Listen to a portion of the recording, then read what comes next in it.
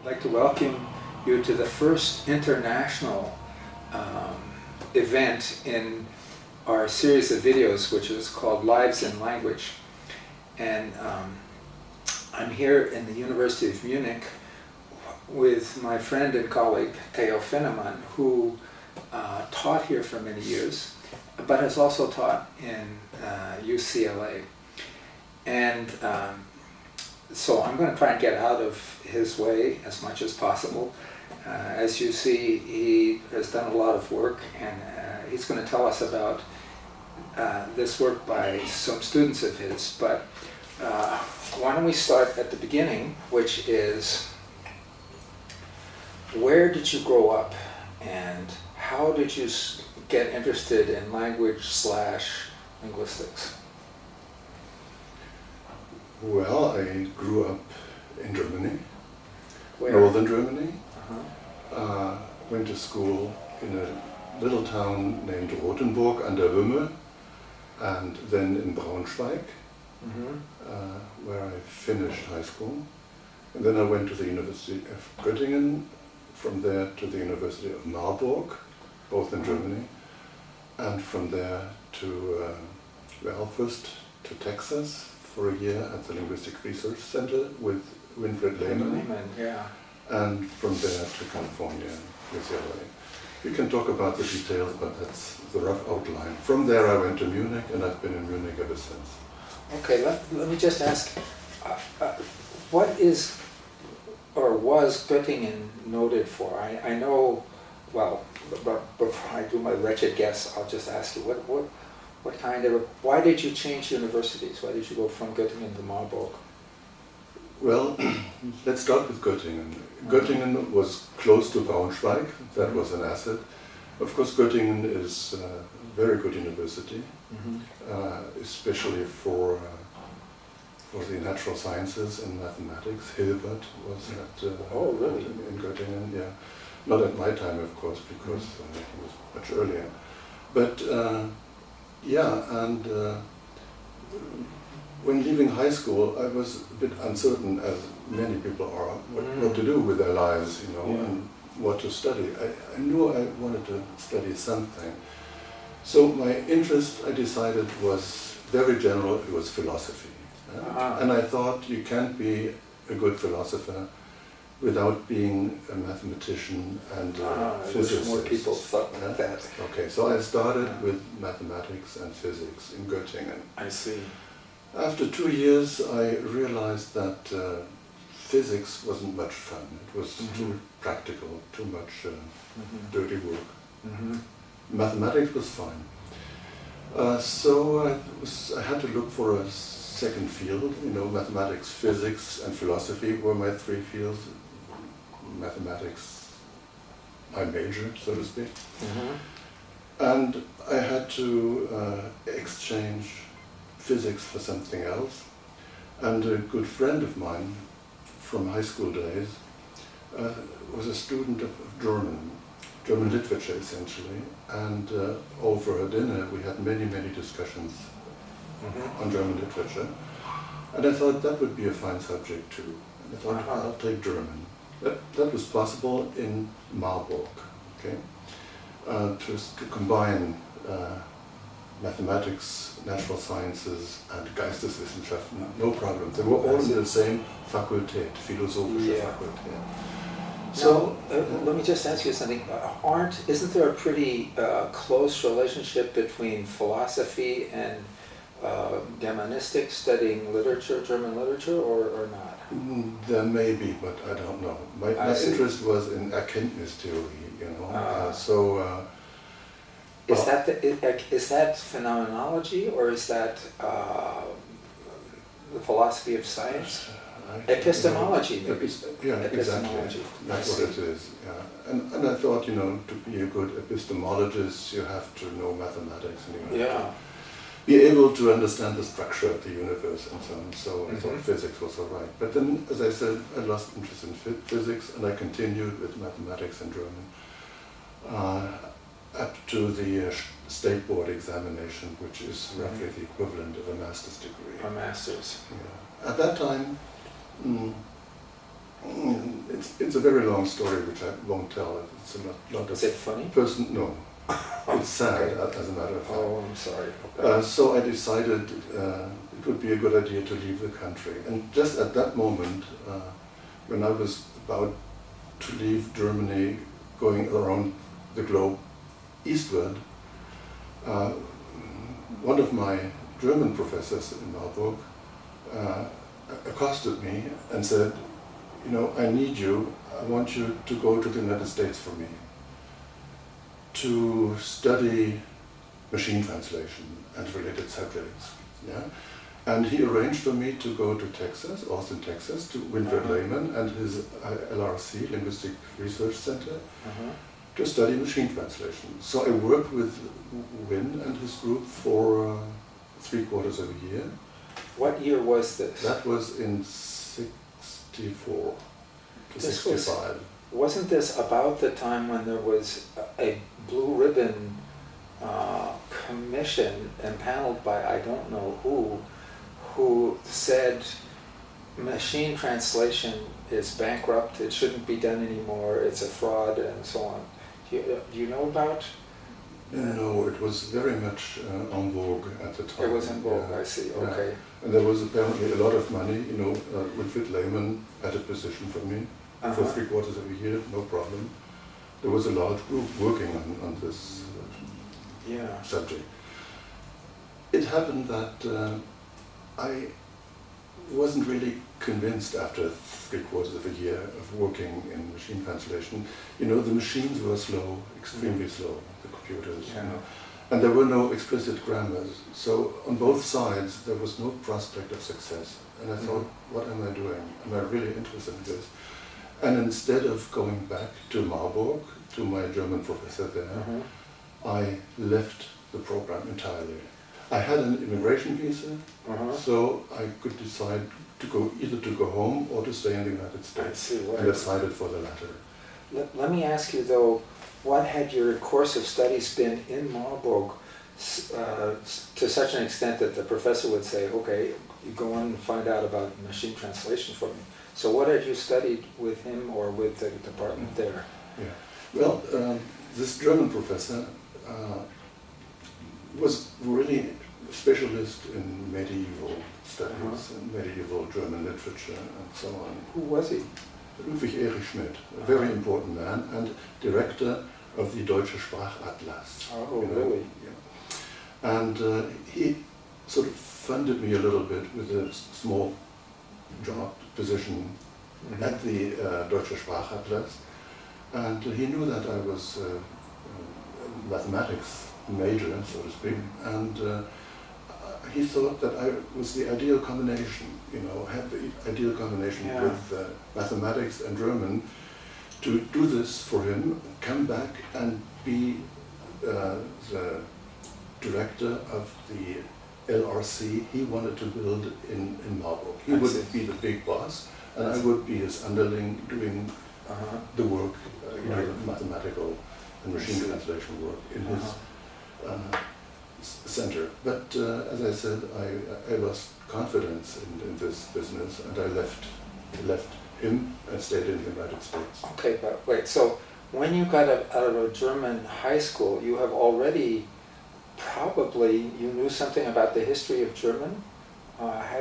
Had you had Middle High German or Althochdeutsch or anything like that? Or any touch of linguistics? Or was it, so I'm just wondering what the transition was like from high school into the university. Where did you hear the word Sprachwissenschaft for the first time? Very little in high school, but you know, when I started my German studies in actually my 6th semester, because up to then I had studied physics as a second field, I asked, well, what do you have to do it fast? Because I'm a little bit behind, you know, with already 6 semesters in mathematics and first semester in German studies. And so they told me you have to do this and to do that. And among other things, I had to do Gothic and Old High German and Middle High German. I said, okay, where is it? When does it start? And I did all at the same time, and I finished them all three, I think, Wow. in the same semester. Nothing to say wow about. I just, I had stopped being lazy, which I was during all my first semesters, and I thought, well, I'll be serious from now on. And that's how I came to know German language history, by studying these three subjects. And quite intensive. So were you really, did the hook get set? What fascinated me about these three subjects was that I learned about language change, especially phonological change, about the exceptionability of sound change, and I noticed, of course, immediately that language change, in a way, is like the rules I knew from mathematics. I saw the mathematical aspect of language history. Yeah. And so I forgot about German literature instantly, only did what I had to do to pass the exams. And and I succeeded, and in a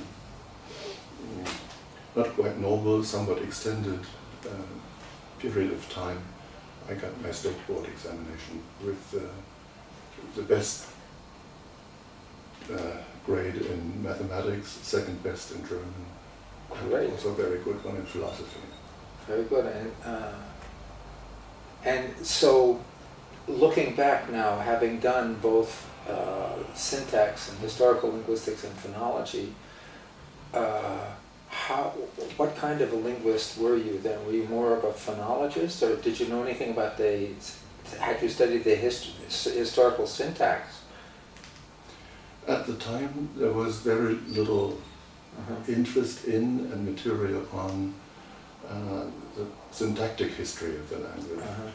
Where there was in 19th century books, but it wasn't taught in those elementary courses that I took, and also not in the seminars later on. An important event was, like for just anybody I've ever talked to, was sounds like Chomsky's syntactic structures, which I read, and I found it interesting. Of course, it also appealed to my mathematical taste. Stuff, yeah. And who told you about it? Do you remember? Maybe the professor. I don't really remember. Ludwig Erich Schmidt. Erich Schmidt. It's been a number of years since then. Yeah. But that was a fascinating book. Still think it's a good book. Yeah. Some people say it's the best he ever wrote. Yeah. And, they may be right. Yeah. I think they are right. Yeah. Yeah. Yeah, well, so now we're in Texas. You've decided machine translation is not for me, and so the next stop. The next big move was to California. It's a long story again. Why California? Maybe we'll skip that. I applied with 6 universities in the Los Angeles area, each of them with the math department and the German department, hoping to get in and be able to continue my studies either way. And I did not know how to write an application in English in America. And my friends there, Germans, couldn't help me either. So they were probably very, very funny at the application. And of the 12 applications, 6 universities, 12 applications, only one was successful. And that was because the chair of the German department at UCLA, Eli Sobel, was a very educated man. He knew American and European culture. He knew Germany, and he knew what sehr gut means. I see. So he could read my certificates. So sehr gut literally means very good, but what it means really is super, right? Well, especially if you have lots of them. Anyway, he could read my record. He didn't pay much attention to what I wrote. He paid attention to what I achieved, as a student. And so he invited me into his department and into the doctoral program right away. Was this UCLA? That was UCLA. UCLA. Uh-huh. Yeah, and so they told me that I could get my doctorate in about 2 years' time. I said, well, how about 3? Because I knew I would like myself there very much. I see. I didn't want to rush it. I hadn't rushed it in Marburg either. Yeah. Yeah, and those were marvelous years, in the German department, and I also came to know the linguistics department through Robert Stockwell. Uh-huh. Yeah, he taught courses in a variety of fields, but the course I took with him was history of the English language. Uh-huh. And the way he did it was just fabulous. He sort of combined philology with modern linguistics. And he, for example, wrote those well-known rules, now well-known, at the time they were sort of original, describing English past and past participle formation, English pluralization, the regular cases, the beautiful rules, you know them, of course, everybody knows them. But I was excited, and so I did more and more linguistic work in the German department with Terry Wilbur, who was my supervisor, and then later on within the linguistics department. Want to know how I got into the linguistics department? Yeah, how did you manage to do Being the a jump? Germanist who had never taken a course in linguistics proper, it happened like this. Bob Stockwell, whom I came to know, through that course that I just mentioned, was head of the linguistics department. He was the founder of the linguistics department, as a matter of fact. And I thought, well, he would be a good person to have on the doctoral committee. Chair was Terry Wilbur, and the other people on the committee were Raimo Antila, the Indo-Europeanist from Finland, who taught at UCLA, Eric Wahlgren, who was in Scandinavian studies.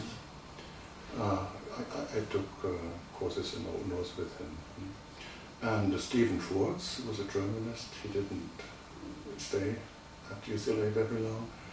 And Robert Stockwell. Those were the 5 committee members. And what was your thesis going to be about? Oh, my thesis at that time had been German phonology in transformationalist tradition. Very bad work. Yeah, even worse than sound pattern of English. Yeah, very much worse than sound pattern of English, which was bad enough. We can talk about. Yeah. But anyway, the committee liked it and they passed me. I had to write it in a very short time, I think about 10 weeks, because first I had a very big project with Terry Wilbur. I said I want to do a generative phonology of all the ancient Germanic dialects, all of them, ordered rules and all that, and in that way hope to reconstruct the way the Germanic languages split away from each other. Sort of a hierarchy of descent of the Germanic languages. But then my parents came to visit, and I had a little daughter who took a lot of time. I had to sort of tend her, I had to earn extra money, because my teaching assistant position at UCLA paid about $400, which was maybe enough for a single person, but not enough if you have a daughter to take care of at the same time.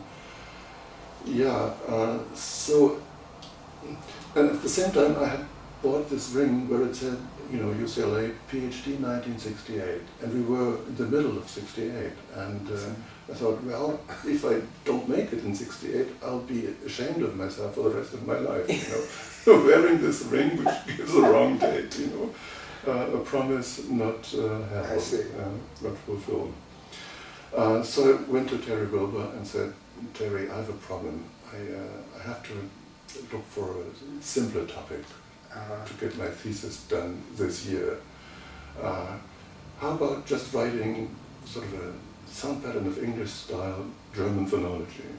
I see. And he said, oh, you go right ahead, you'll do fine. And he let me do whatever I wanted, which was very generous. So with the help of a friend who did the typing, I later on helped her as well. I did this dissertation in about 10 weeks, and with the extended deadline, turned it in an hour and a half before it passed, Wow. ended, and I'd made it. And then, the defense, the final step of finishing your doctorate. Yeah. There I was sitting with this committee that I just mentioned, with Bob Stockwell on it. And I must have done rather well at this examination, because I was told that Bob Stockwell, after the defense, went straight to the dean and said, I need a position for this German boy. I want him in my department. Wow. I was then at Irvine as an acting assistant professor, or something like that. And he said, well, this boy shouldn't be at Irvine, he should be at UCLA, and he should be in my department. I see. And so I got this invitation, and I said, well, oh no, I'm a Germanist. I've never taken a course in linguistics. And it's in linguistics, I'm one of the greatest in the world. That can't swing. And but then I also remembered they had the best parties on the whole campus, And I said, well, why not? All they can do is find out that I'm no good, kick me out. Doesn't hurt me. I have a PhD from UCLA. I'll find a job in the United States anytime. Great. Who was in the department? Who were these big party animals? Well, mostly the students. Yeah. Who were some of the students? Do you remember some of the students? Yeah. At the time, well, and of course I know best those who stayed on, who were there at the time when I was a professor there. Yeah. Well, some were Larry Hyman, wow. Tom Hinnebusch, a little later Joan Bybee, who was then Joan Hooper. She changed her name back to Bybee later on. Maybe I'll remember others. But let me continue. Okay, good. The way it happened was that I didn't fail at all. I probably did good work because they tolerated me. They even came to like me, I think. And Bob had hired me for the specific purpose of keeping historical linguistics alive, because the students wanted it to be abolished.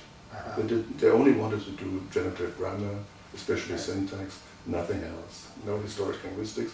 That was, in their opinion, a waste of time. And Bob, of course, he was a philologist by training, and he became one of the first sort of students as a professor, students of Noam Chomsky. He learned the field, he mastered the field, he had a big project on English syntax at UCLA. And so, as a philologist trained in the history of English, he didn't want historic linguistics to go down the drain in his own department. And he thought that Theo was the boy to do it for him. So my assignment in the department was historical linguistics and phonology, because he knew that I had studied sound pattern of English as one of the first, and I understood it probably better than most of the others. Initially I was quite enchanted and taught it. After a while I saw that it was really not a good approach to phonology.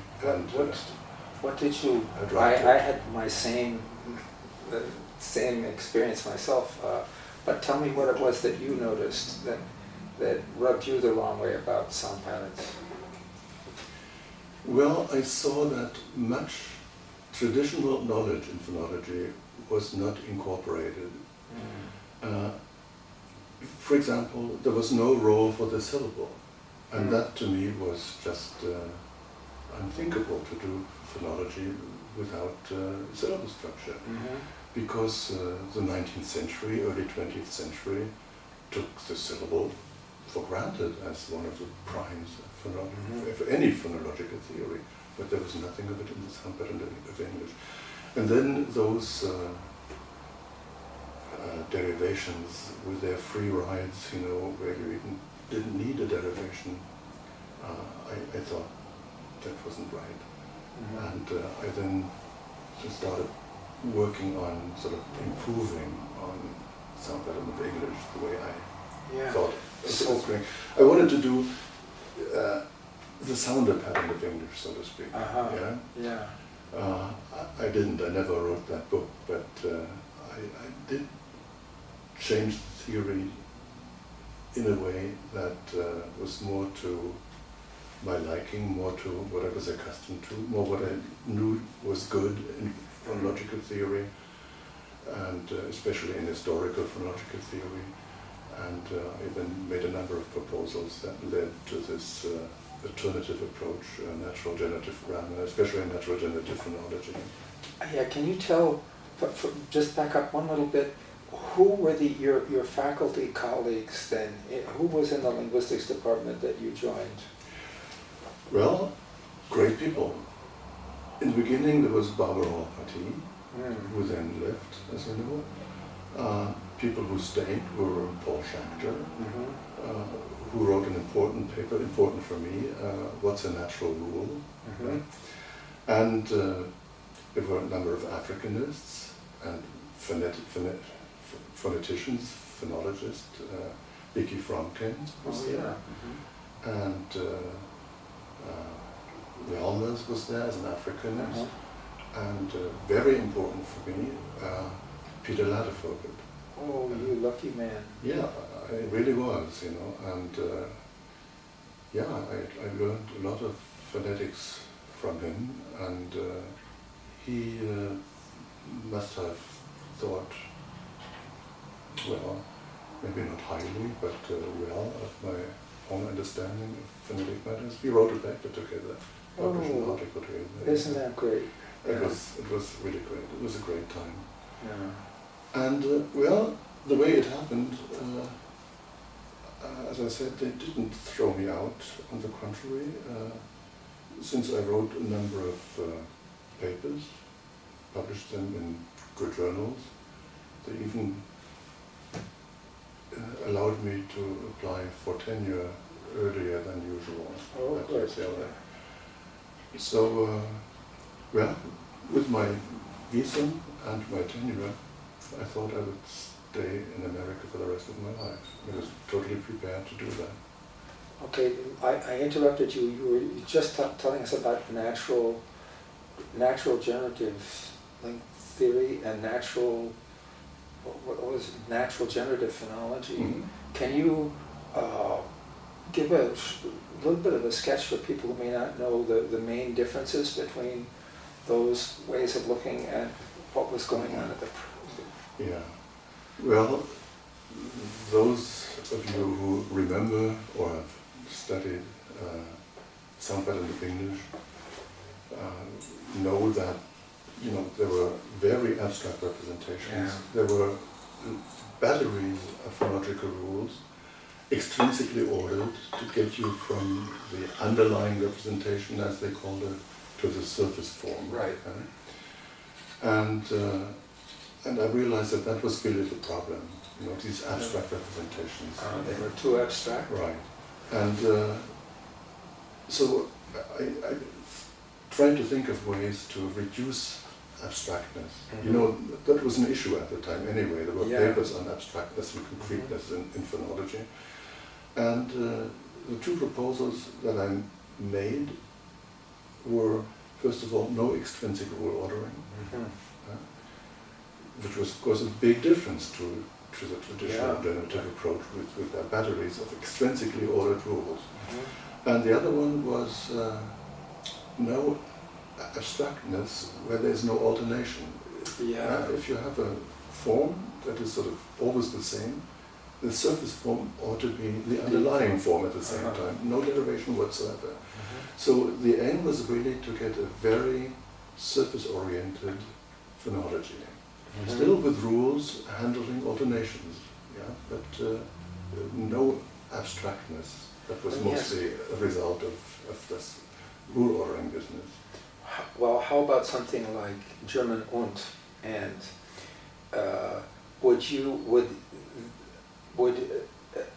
there was presumably a rule in German for nasalizing vowels in a syllable closed with a nasal, so which you would need anyway, but would you therefore, because of this idea of know what the surface is the deep, would you have even nasalization in German und? Well, I don't remember exactly whether I would allow for certain phonetic adjustments. I see. At the surface, so to speak. Mm-hmm. Very likely, but there was some generativeness left, of course. Like, let's not talk about und, which is a single form, but talk about und. Okay. Where you have hunde and hundisch and so on. Right. So there I, at the time, would allow an underlying representation with the final D, which would then show up in the inflected forms. And in the non-inflected form hund, like nominative, accusative, singular, also dative singular, the form would be subject to final devoicing. Right. This would be a rule of the language, and it wouldn't be ordered. There was no need to order this rule relative to anything else, and this rule would handle the situation. And later on, I came to see things differently. I don't believe in underlying representations at all. I think, like most people do now, that you have just a paradigm with hund, with a final T, and hund, hundis, and so on, with a medial D, and no direction whatsoever. But constraints that handle the difference between hundis and hund. Let me ask you just one more thing about natural generative phonology. I was about to, everyone should go and buy this. It's still a good book, by Joan Hooper, now Joan Bybee, An Introduction to Natural Generative Phonology. Very good book, very successful at the time. Now maybe forgotten a little bit. And she was a student of yours, right? Yeah, except that at the very end she decided that it might not be a good idea to do the dissertation under Theo's supervision, because we are sort of too close, in terms of theory. There might be some disturbance on a personal level, which I didn't understand at all, but that's what she must have been thinking, because she decided to ask Paul Schachter to supervise it. But I was in the committee, and I think I was sort of an inspiration for the book. Sure. So in a way, she was my student. And of course she took classes with me. I'm still proud of having had her in my classes. Just like Larry Hyman, Tom Hennebusch, they all studied with me. I'm proud of it. Okay, so what I was going to ask you is, David Stamp calls his way of looking at phonology natural phonology. Is there any link that you see between your kind of thinking and his, or? Yeah, he was an inspiration for me. I see. Course, One difference was that maybe we came from different philosophies. I came from inside generative grammar, and he probably from outside. I don't know his background too well, but I can't figure him as a generativist.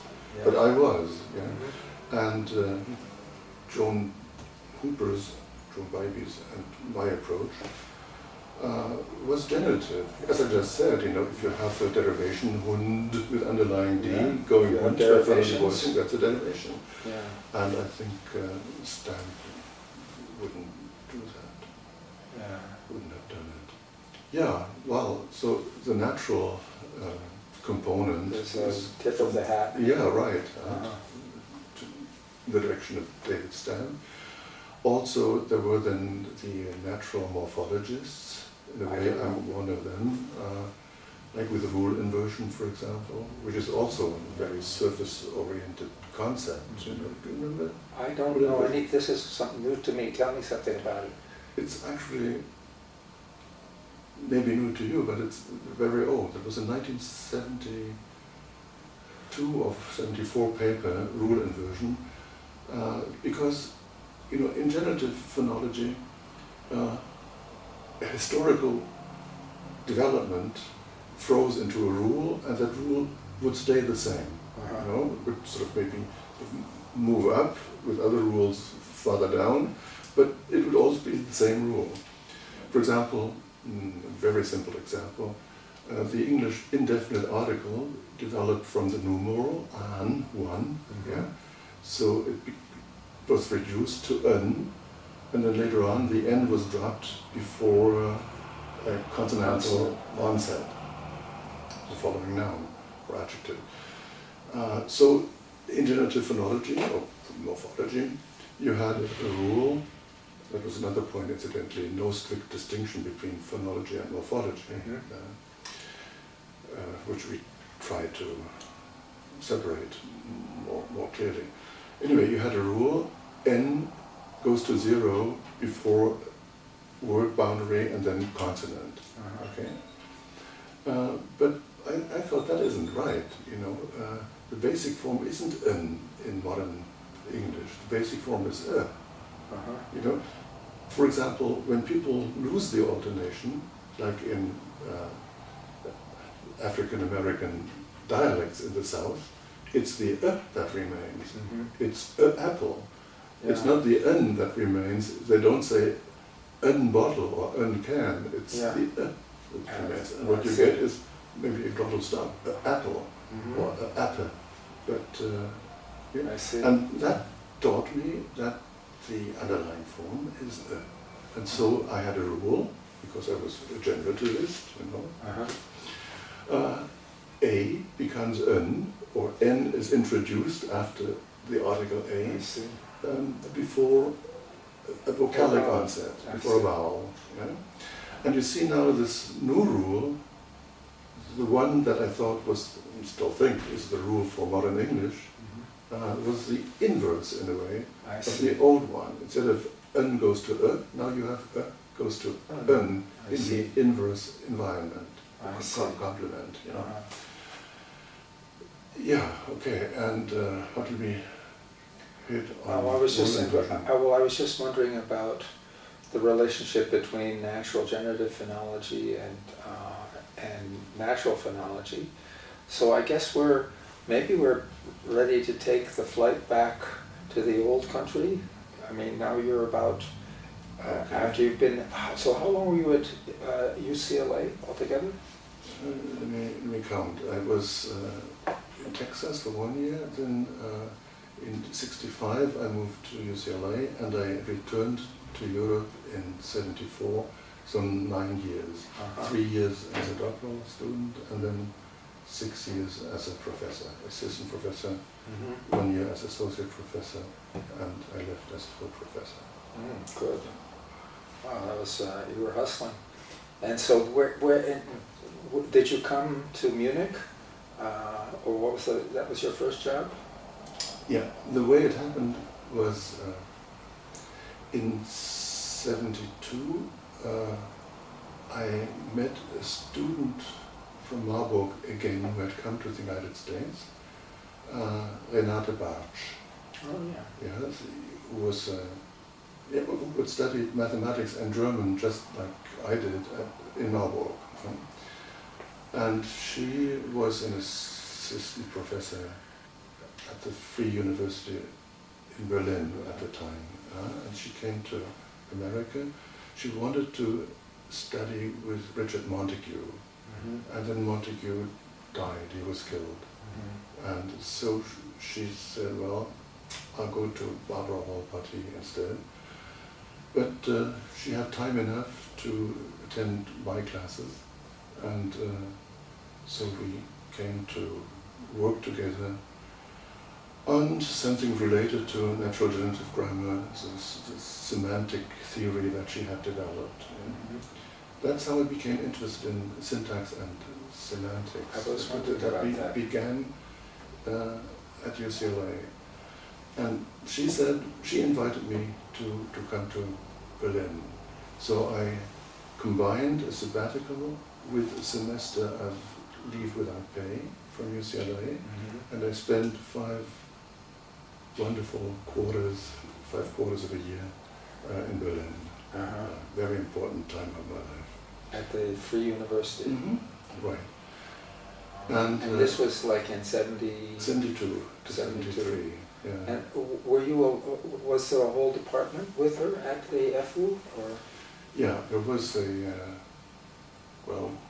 German department, English department. I don't think they had a linguistics department in the strict sense. Anyway, at that time, I thought it would be interesting to know if, in case I ever wanted to go back to Europe, I would have a chance. So, just for fun, in a way, I applied with a number of German universities. Without any real desire to go back, because I was perfectly happy at UCLA. And with my immigrant visa, allowed to stay for the rest of my life. Incidentally, I could have applied for citizenship, but in the academic world, nobody cared whether you had a green card or American passport. So I never applied, never did apply. So, and one of these applications turned out to be successful. That was Frankfurt am Main. And also during this time, I gave a lecture at the University of Munich. Yeah, I had applied with Augsburg, and one of the professors there, they didn't have a program yet, they just had a committee, a search committee. And one of the professors there was from Munich, and he must have thought that this American boy would be good for Munich, not just for Augsburg, but for Munich. I had no idea, I didn't know that. I didn't know that I could have had a job in Augsburg either, nobody told me. But that's what it was. So one day I received a call from this professor, Müller-Seidel, a literature scholar, and he said, why don't you come for a lecture to Munich? I said, no, I'm really too busy. And right now I'm on my way to Italy, to Rome, for lecturing. He said, well, that's wonderful. You have a stopover in Munich, and you give a talk in Munich, and then you continue to Rome. Well, the rest will be handled by my secretary. I see. And that was sitting well. I said, okay, I'll stop in Munich and give a talk. And then something strange happened. I'd never sort of prepared a talk in my life in any detail. I sort of structured it in my mind, and then I talked. At the blackboard. Yeah, no problem. Yeah. But there I was sitting in my hotel, not far from here, the night before the talk. The talk would be the afternoon of the following day. And I said, well, what am I going to say tomorrow? I had announced a topic, I think, warum gibt es syntax? Why is there syntax? Okay, what am I going to say? And I started writing a few words. And I started writing sentences. And then all of a sudden I found myself just writing and writing, the whole night. And the next day, a few hours, I had a complete paper. And that must have impressed my audience terribly, because they were accustomed to American scholars giving sort of sloppy talks, drawing trees, The deep structure is something like the following, And there I was with my elaborate paper in fluent German, reading it, from my manuscript. Must have impressed them very much, because what I had not known, I was under scrutiny. I was vorsinging, as we say in German, vorsingen, without knowing it. I was being screened by them, whether I would be good for Munich. And then I got this invitation, this Ruf, as we say in German, to the University of Munich. So I had two roofs, you know, the one to Frankfurt, and the other one I knew was coming. And with the roof to Frankfurt, I improved my situation at UCLA, because I knew I wasn't going. You know, so I became full professor after my 5th semester, as I already said. And then I was teaching my 6th year at UCLA, and at that time I did get the roof to Munich. And then I said, well, Theo, it's beautiful in the United States, but do you really want to spend all of your life here? I mean, you are European, you were 27 years old when you immigrated. You'll never be a real American. You know? You'll never know when to laugh, you know, when not to laugh, how to express condolences in a proper way. All those subtle things, you know, that you have to grow up with. But you can't learn at the age of 27. Language is not so difficult. Of course, there's always this accent, but I was quite fluent there, very comfortable, both speaking and writing. Yeah, but so I got a bit homesick. I noticed that I was sort of homesick for Europe when I found myself hanging out at those California missions, you know, which have a touch of Europe. Baroque churches, Baroque fountains, you know, Baroque yards. And I said, something isn't right. Maybe I ought to go home to Europe. And I think the best occasion ever to do it was following the invitation to Munich, because that was at the time by far the best German university, and it was good in a European context, even in a worldwide context. And I said, well, okay, I'll go. They didn't like it at all at UCLA. Bob tried very hard to keep me. I was very moved by all the Anstrengungen they made to keep me. They had a big party. They gave me a book on beauties of California, picture book, and all of them, should have brought it, all of them signed it. I remember Larry Hyman wrote, "Komm bald wieder, Theo," in German. Great. Come back soon, Theo. Yeah, it was very moving, but it had to be done. Well, now you should tell. Look at all these books. Yeah. So tell us what are these books here for? Well, you may think those are the books that I wrote. They are not. As a matter of fact, they are almost all books written by my students, and I would like to talk about my students, and because I'm very proud of them, and I brought the books to show them to you and whoever wants to see them. Well, there's one book that I wrote, the only one that I ever wrote, you see. It is the thinnest of all of them.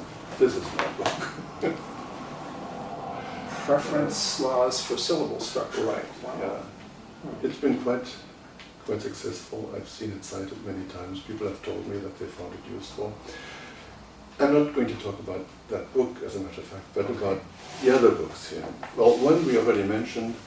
One of my students at UCLA was John Bybee. Another one, a doctoral student whose dissertation I supervised, was Grover Hudson, who became a professor of Semitic studies later on. But then there were other students, but I left, so those were the only ones that sort of more or less finished with my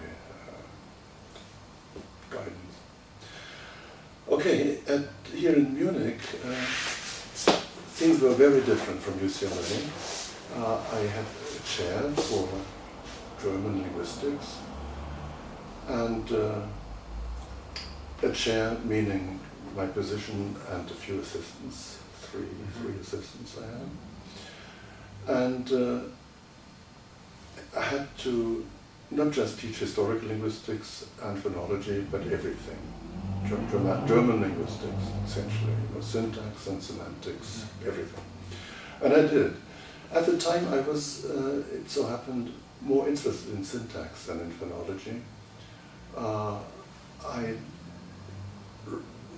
was very much interested in Greenberg's Universals of Word Order, and I sort of contributed to sort of seeing the systematicity behind those universals, trying to reduce them to general principle, the ordering of head and specifier, with special interest in languages doing it unilinearly, sort of unidirectionally, like Japanese going everything head final, and Maori, for example, Arabic going head initial. And that started at UCLA. I remember the students there in the student library, graduate student library, they had a folder with all my handouts on Greenberg and related matters. It was called The Greening of Greenberg. And so I also remember talking to Paul Kipowski once. Paul Kipowski was also a great inspiration, of course, not just for me, for you too, I think. Sure. Everybody who knew him. And I told him that, well, after so many years of phonology, I found phonology not so exciting anymore, but syntax much more exciting. Also syntax in relation to semantics. And he said, no, he couldn't share my feelings. He would stay on in phonology. That was totally satisfying to him. Anyway, what happened was that during the first years I did syntax, semantics, Monte grammar, this kind of thing, and a number of interesting dissertations came from it. For example, Ariane von Seefranz-Montag, she wrote on subjectless constructions in the history of Indo-European languages and also non-Indo-European languages, a very successful book. Joachim Jacobs wrote a book on syntax and semantics of negation in German. He is now professor in Bogota, or has been for decades. And then Manfred Krifka, he wrote a master's thesis on word order, because the teacher was interested in word order, so he was too for a while. And he wrote on semantic and pragmatic motivation of syntactic regularities with special attention to word order and especially word order in Swahili. Okay, he later did a dissertation on Nominalreferenz und Zeitkonstitution, zur Semantik von Massentermen, Pluraltermen und Aspektklassen. You see, that was this period in my life where everything was syntax and semantics. Or Dietmar Zefferer wrote a dissertation on question and Frageausdrücke und Fragen in German. Beatrice Primus, Zefferer is professor in Munich. Beatrice Primus, who has been professor in Cologne for many years, did grammatische Hierarchien. Claudia Gerstner-Link, who is still in Munich, wrote about generativity. Is that the word? Generativity, right? Generativity. Okay. And Friederike Moltmann, who is in the United States, wrote about Lokalität und Individuation, also semantic study. Okay, but then unexpectedly, there was a return to phonology, and the way it happened was this. A student of James Foley's at Simon Fraser University in Vancouver decided he wanted to study phonology with Theo Vennemann. He came to Munich to study here. And he was interested in phonology, because that's what he was here for, and he sort of asked me to sort of teacher phonology. And so I offered courses in phonology, and he took them. And then something happened. He once wrote a term paper about natural generative phenology, especially the work of John Hooper's Bibes. And he sort of cited the rule that she formulated that in syllable contacts, you know, at the border, syllable border within a word, there is sort of an ordering constraint that the more sonorous, the less consonantal sounds have to come before the less sonorous, the more consonantal sounds. Okay. So arta was alright, but atra was not alright. And as I read it, I thought, well, that isn't correct, because you have both. You have languages that have arta, and you have languages that also have atra. Yeah. Of course, you also have languages that have atra, Yeah. but very few languages that have arta. Yeah. So I said, you can't formulate it that way. It's a graded matter, a matter of gradation. The case is this, you know, arta is a very good contact. Many languages tolerate it. Hardly any languages don't tolerate it, that have complex structures like that at all, you know. And atra is very bad, and it's the worst you can have, as a matter of fact. And in between, you have all kinds of combinations, and the break-off point is different from one language to the next. So you can't have a general rule. What you have is sort of a preference for some structures and decreasing preference as you go up a scale. So I started thinking in terms of scales, you know, sort of inspired by 19th century scales, also Jim Foley's scale of consonantal hierarchies, consonantal strength or sonority, the same thing in different directions. And so I started formulating generalizations over scales. And this approach was quite inspiring to a number of people, including the student from Canada, Robert Murray. He's now professor in Calgary, Alberta, in Canada. And he wrote a thesis on phonological strength and early Germanic syllable structure. So he was the one who sort of dragged me back into phonology. And I've been a phonologist ever since, and I'm grateful to him that he did it. Okay, and then sort of the period of syntax and semantics was more or less over, and the next dissertations of, for example, Thomas Becker, Analogie und morphologische Theorie, Analogy and Morphological Theory. He is professor in Bamberg, in Franconia. And he later did a Habilitationsschrift on das deutsche Vokalsystem. Because we sort of rejuvenated an approach of the 19th century, according to which German, modern German, was not a quantity language. There is no phonological quantity, neither in consonants nor in vowels. What you have, for example, in word pairs such as mitte and miete, and kan, is not primarily one of length, but one of syllable cut, the way the syllable is ended. It's two ways of presenting the same syllable.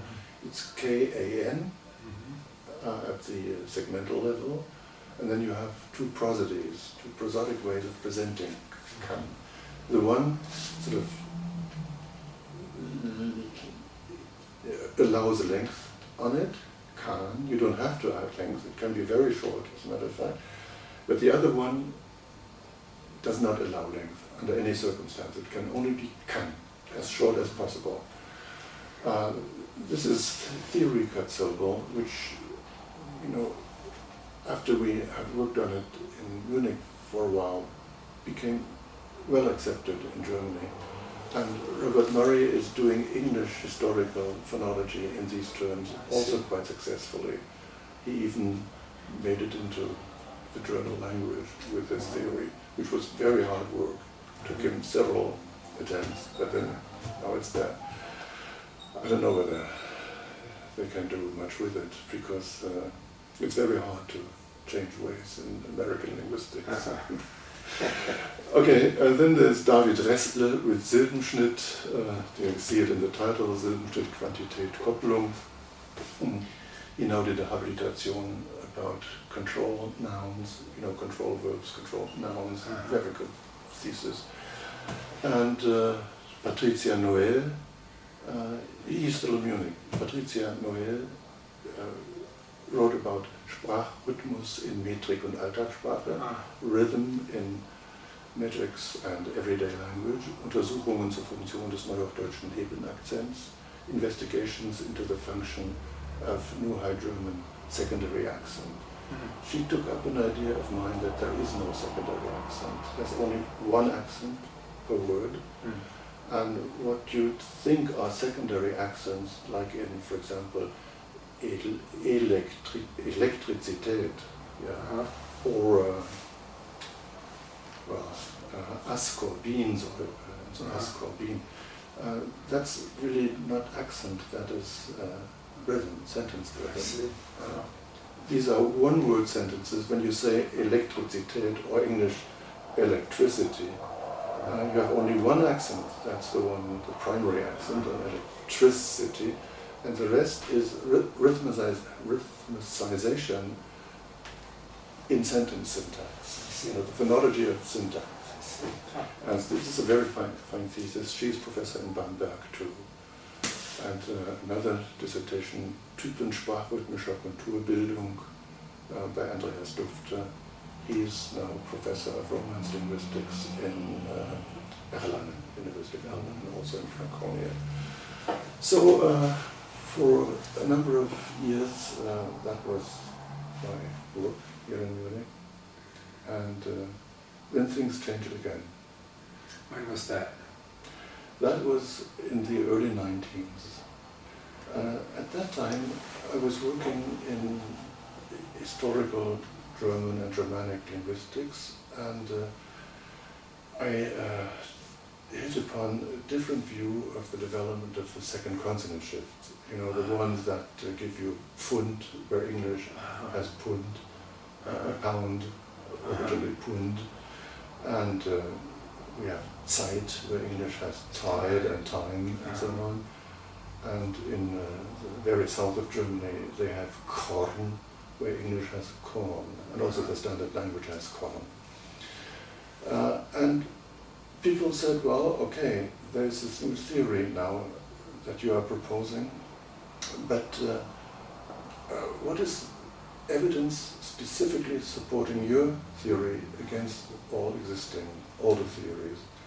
So I started looking for support, and for some reason I looked for very ancient language documentation, and I learned that the very oldest words that we have in Europe are toponyms, especially hydronyms.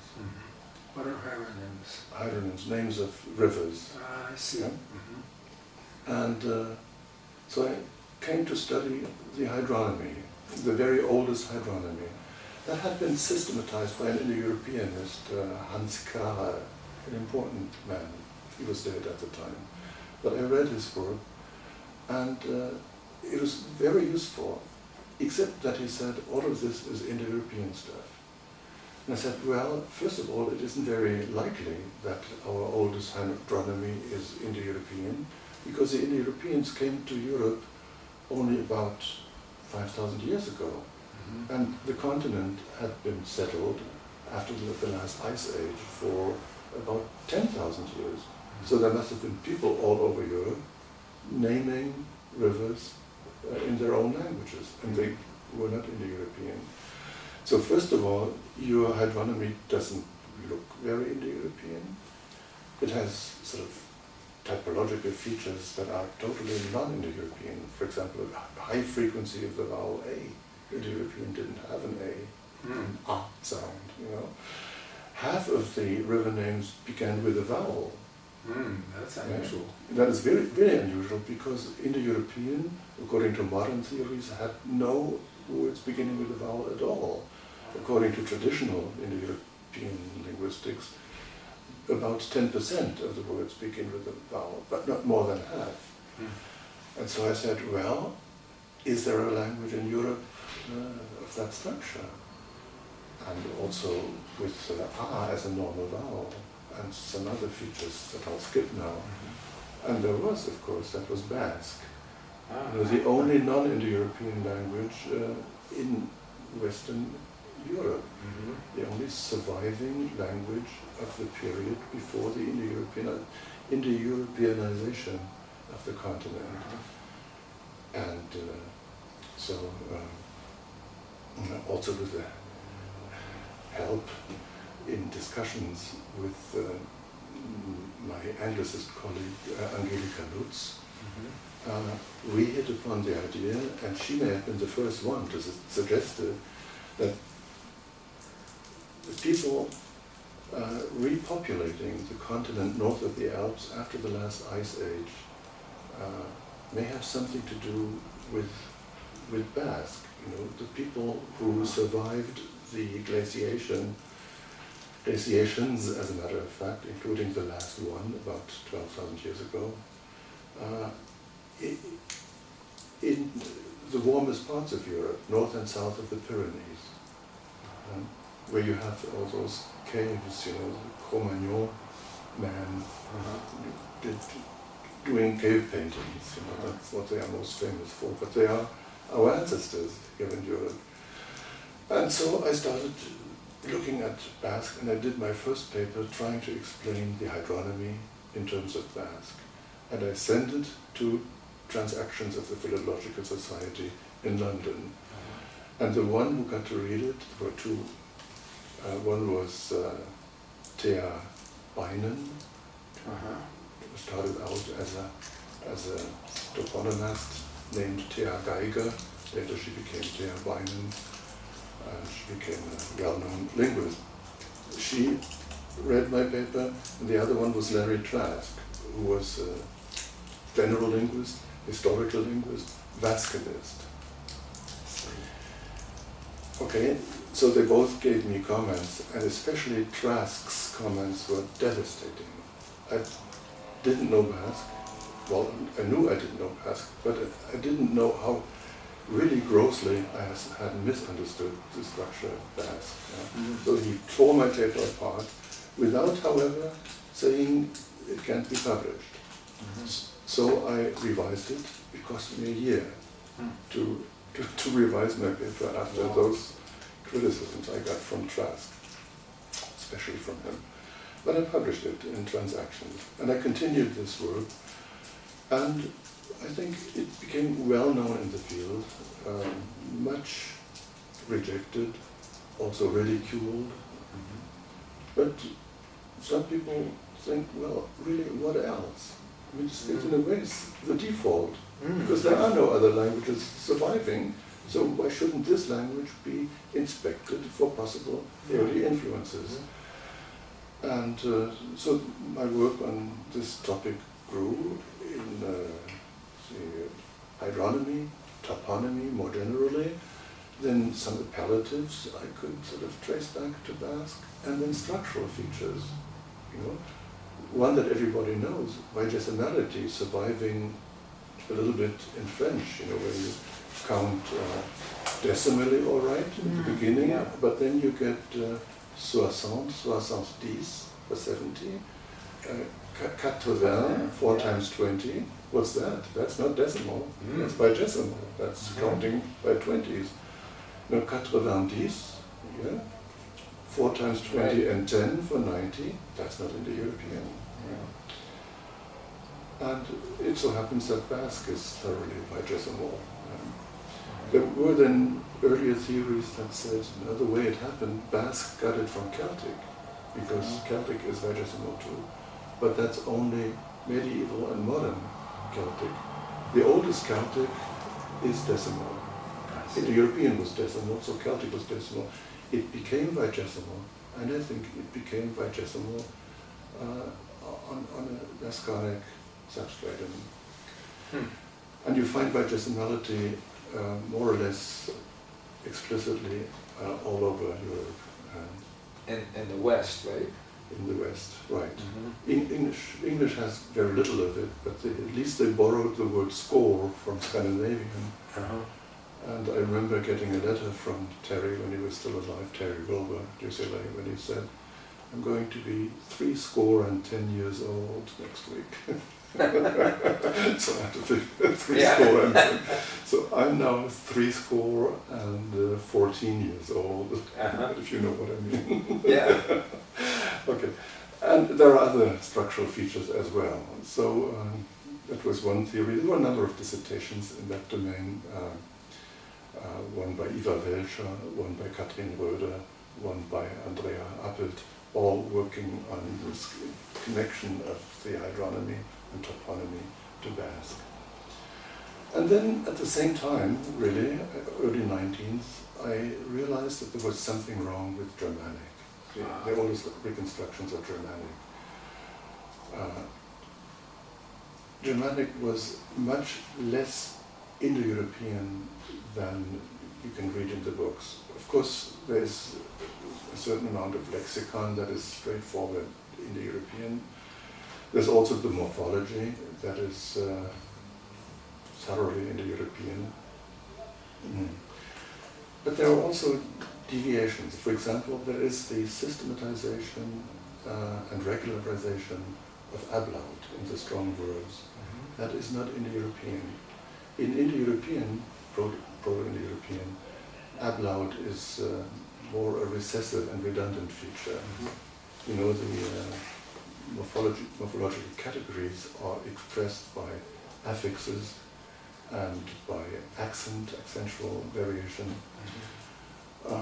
but not ablaut. Ablaut is sort of redundant ornamentation, so to speak. Yeah? And one branch of Indo-European, and only one branch, did the opposite of the others. Rather than letting it recede more and more, it capitalized on it and made it the only stem formation feature in the entire verbal system, reducing at the same time the, I forget how many, 20 different present stem formation devices of Indo-European to just one single way of doing the present tense.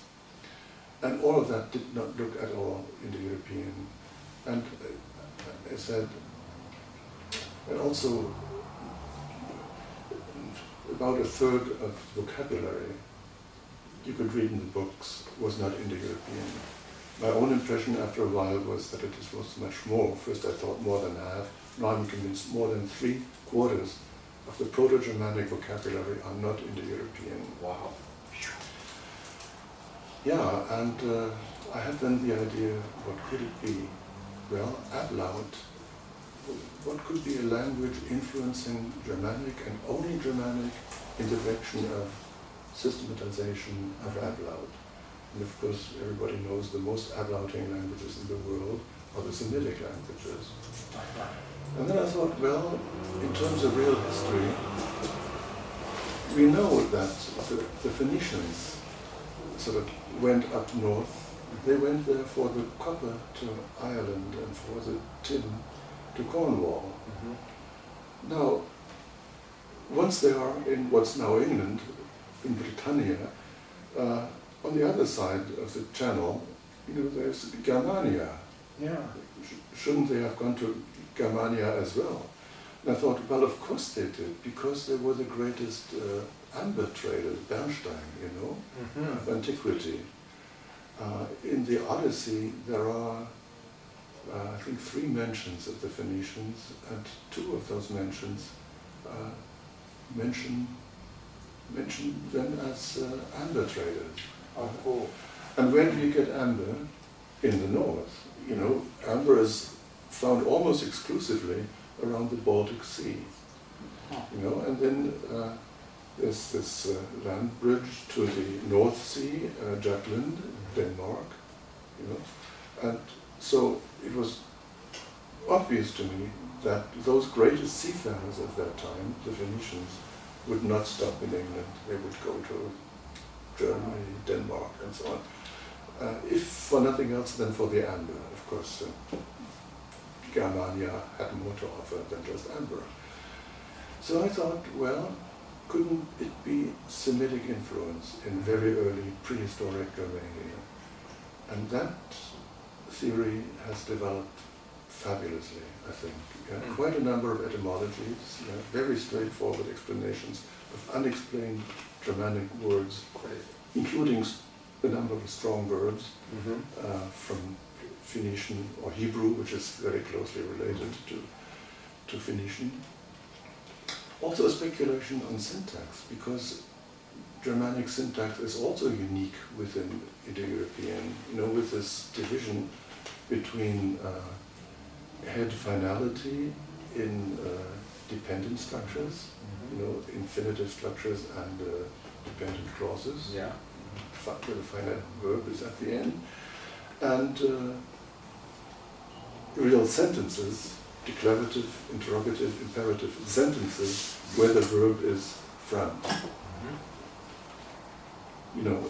Originally in initial position, later with a division between interrogatives and imperatives with verb first versus declarative clauses with verb second.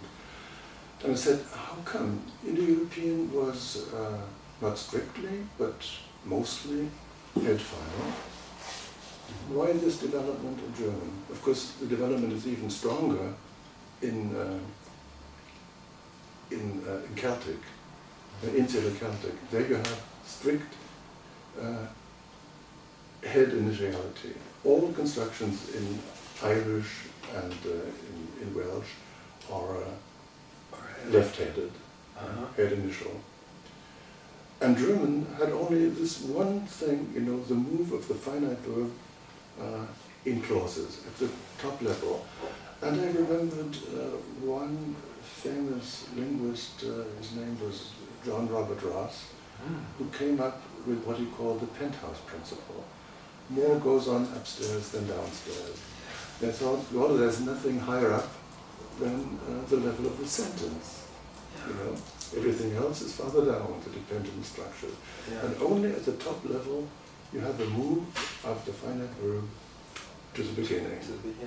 He said, what could have caused that? And what are the languages in the neighborhood of Europe that are head initial? Well, there are the Celtic languages, all right.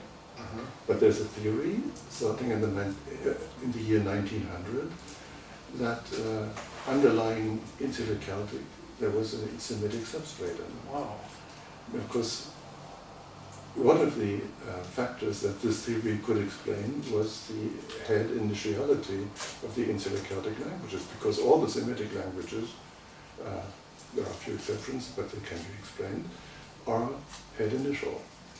Okay, so that worked very well. And I thought, well, couldn't that same language, as a superstratum, not as a substratum as in the eyes, but as a superstratum, like important, influential traders, coming to Germania, and learning that language, maybe staying on, learning the language, influence the language in the direction of verb initiality, but only at the top level, because those people could imitate Semitic verb initiality, all right, but only at the top level, because that is the most accessible level.